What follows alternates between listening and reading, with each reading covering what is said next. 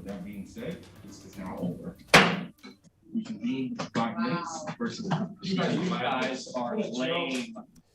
It was an explosive start to the Spokane Public Schools Board meeting tonight. That was Board President Jarrell Haynes ending the in-person meeting when protesters refused to put on their masks. Those protesters say they are opposed to mask mandates in schools.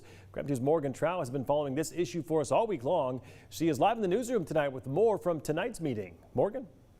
Mark, Jarrell Haynes ended the meeting after less than 2 minutes. That must be record-breaking time. I actually spoke to him one-on-one before the meeting, where he says anti-maskers will not take over his time.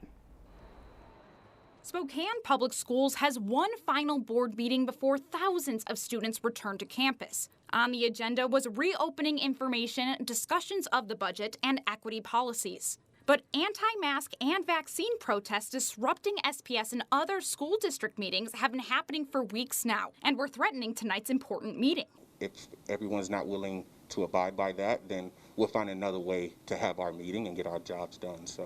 And Board President Jarrell Haynes did exactly that. He says he knew tonight was going to be intense. He saw the Central Valley School Board struggle to maintain control over their meeting earlier this week. After just 30 minutes, the Central Valley Board had to stop the meeting due to protesters refusing to wear a mask and being disruptive. But tonight, he was prepared, and he had the time. Do any of you plan on wearing your mask this evening?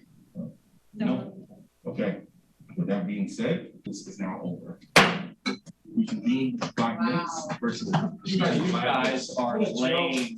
As quickly as the meeting started, it finished. With the extensive amount of material on the agenda, Haynes kicked out the protesters and switched to an online-only meeting. He also adds that the board, of course, wants to hear from the community, but respect needs to be given to the board and to the Department of Health's guidance. It's very personal for them, right? People are talking about, so oftentimes, some very real hurt and pain that they themselves may be experiencing. So just really leaning in and trying to truly understand where they're coming from, their perspective, and the experiences that they may have.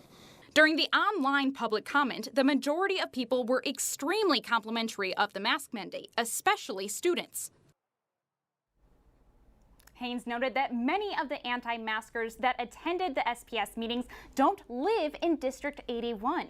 While I have been attending these protests for the past few weeks, the majority of people tell me they attend rallies at all different schools, bouncing from district to district. In the newsroom tonight, Morgan Trout, KREM 2 News.